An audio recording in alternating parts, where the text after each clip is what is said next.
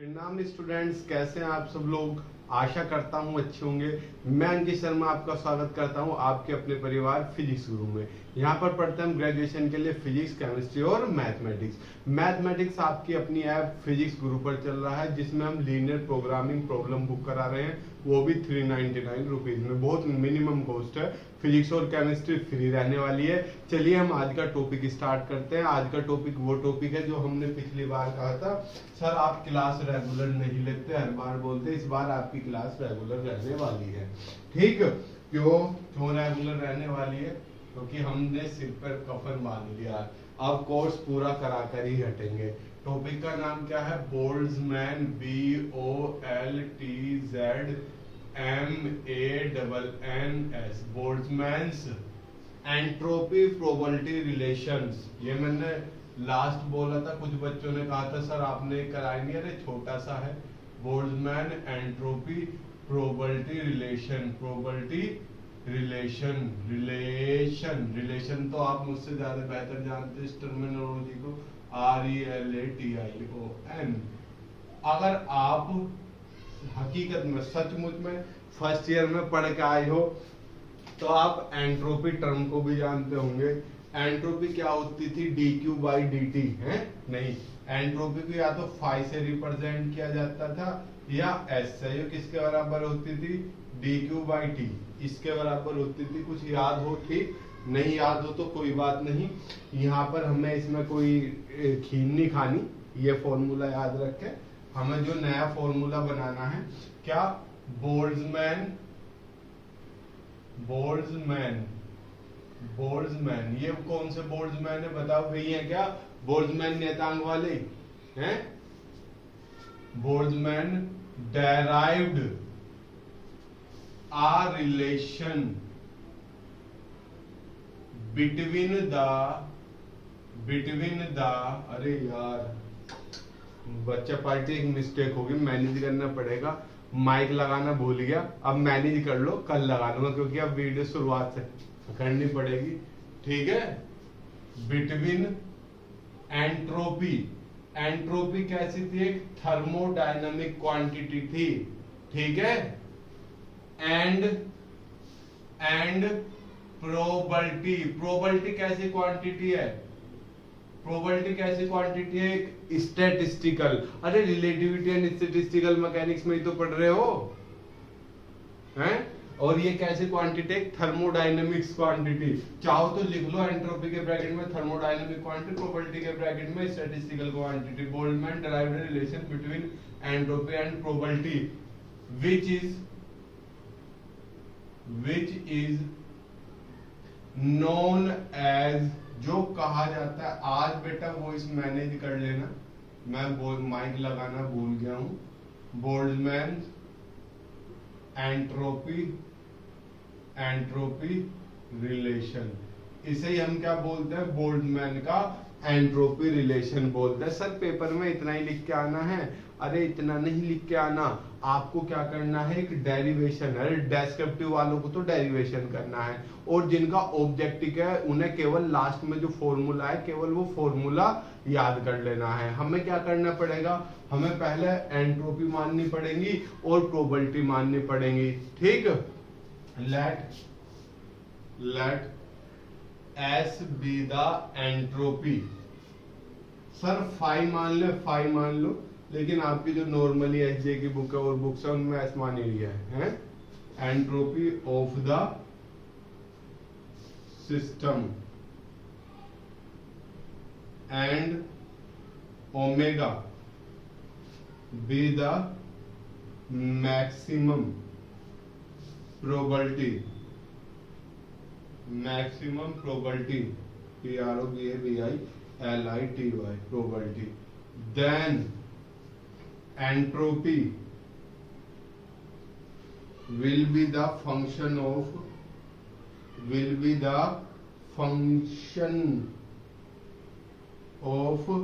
probability।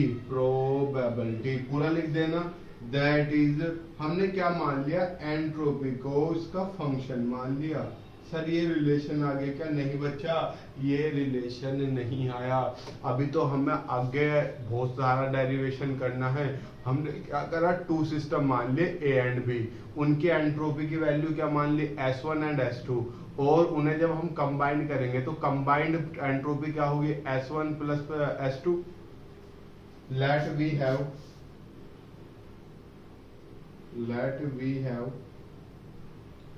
two systems A and B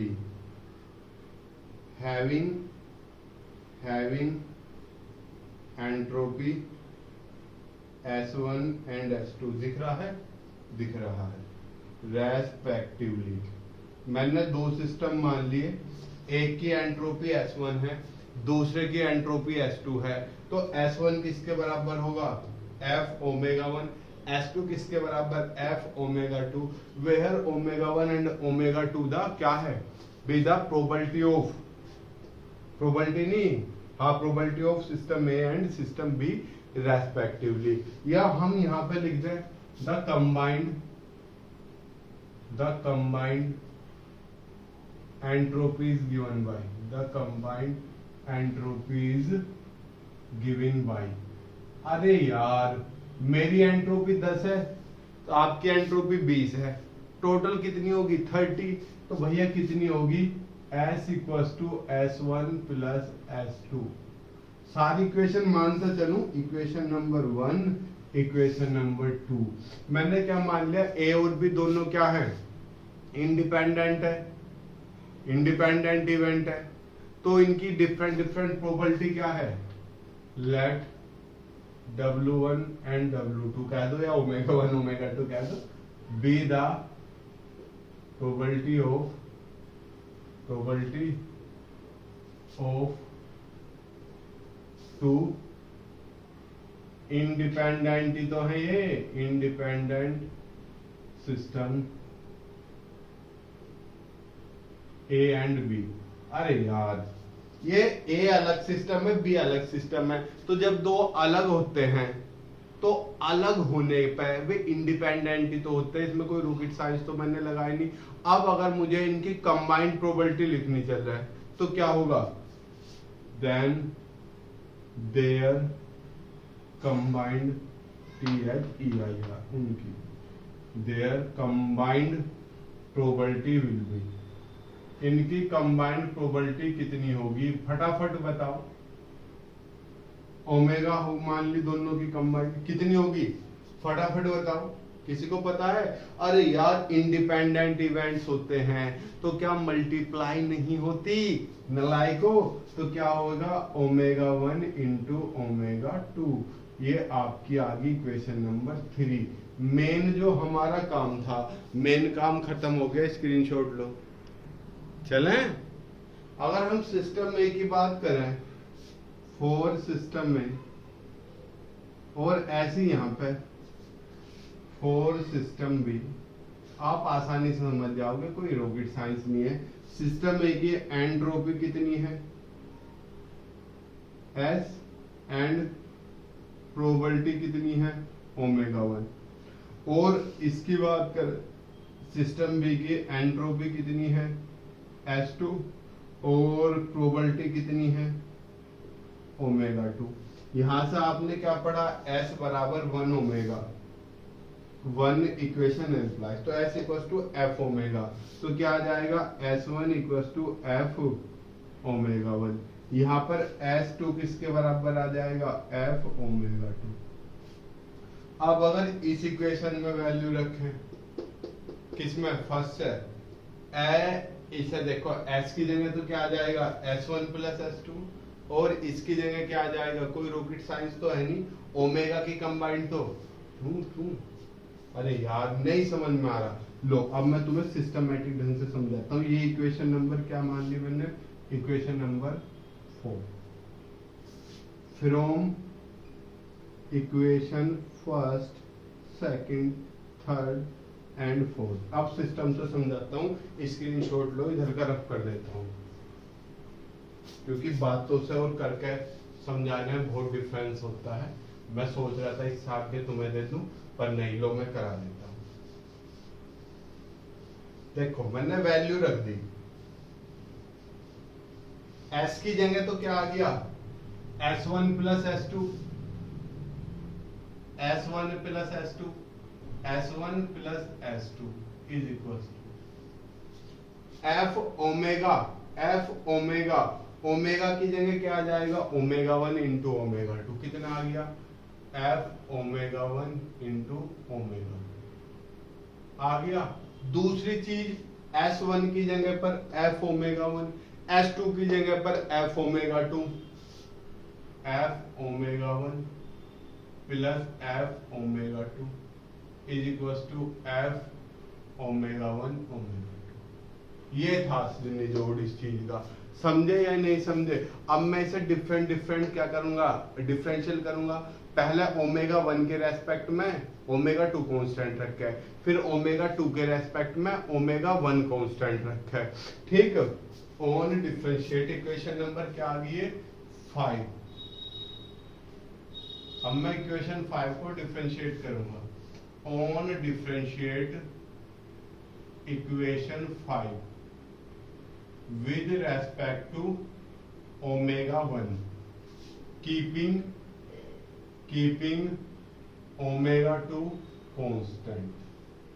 मैंने क्या करा, ओमेगा 1 के रेस्पेक्ट में करा और ओमेगा 2 को कांस्टेंट रखा।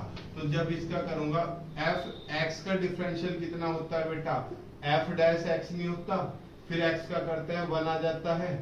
ऐसी ओमेगा 1 का करेंगे तो एफ डैश ओमेगा 1 प्लस ये तो कांस्टेंट है तो इसका तो 0 इज इक्वल टू, अब अंदर किसका कर रहे हो, एफ ओमेगा 1 ओमेगा 2, और ओमेगा 2 क्या रखा हुआ है, कांस्टेंट। क्या रखा हुआ है, कांस्टेंट। तो जो कांस्टेंट है वो तो ऐसा का ऐसा ही, इसका कितना हो जाएगा, एफ डैश ओमेगा 1 ओमेगा। ये समझ में नहीं आया सर, अरे यार देखो इसका कितना हो गया, F dash omega 1 into omega. अब अंदर वाली क्वांटिटी का करोगे, ओमेगा 1 के रेस्पेक्ट में करते हो तो ओमेगा टी तो कांस्टेंट और ओमेगा 1 का 1, तो मैंने डायरेक्ट ऐसे लिख दिया था क्या, F dash omega 1 is equal to omega 2 F dash omega 1 omega. बताओ कोई रॉकेट साइंस। सर कितनी इक्वेशन बनाओगे, बनन दो जितनी इक्वेशन बन रही है, ये इक्वेशन नंबर 6। अब क्या करोगे, नीचे का रफ कर दे रहा हूँ, सेम सेम डिटो। पहले आपने ओमेगा 1 के रेस्पेक्ट, देखो फिजिक्स की सबसे बड़ी समस्या यही है, इसमें डेरिवेशन हार्ड नहीं होते, बिल्कुल नहीं होते। तो इसमें हार्ड क्या होता है, इसमें हार्ड होता है प्रोसीजर याद रखना। प्रोसीजर मतलब किसके बाद क्या अप्लाई करना है, यही याद रखना इसमें सबसे बड़ी महारत है। अब मैं क्या करूंगा, ऑन डिफरेंशिएट इक्वेशन 5 को फिर से डिफरेंशिएट कर रहा हूं विद रेस्पेक्ट टू ओमेगा 2। अब क्या ओमेगा 2 के रेस्पेक्ट में करूंगा, कीपिंग रखकर, किसे रखकर, ओमेगा 1 एज कांस्टेंट, ओमेगा 1 को कांस्टेंट रखकर।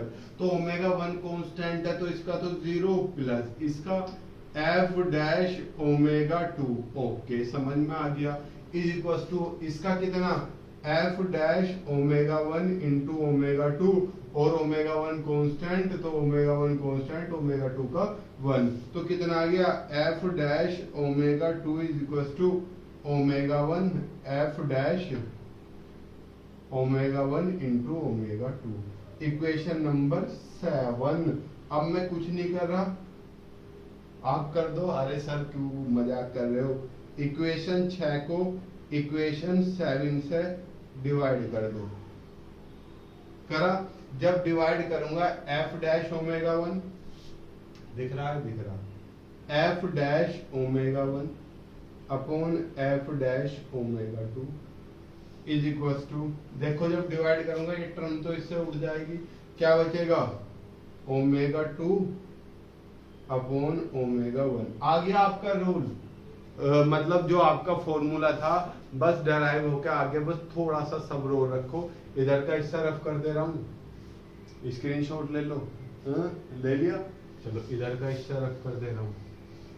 आ गया मेरा फॉर्मूला डेराइव होकर।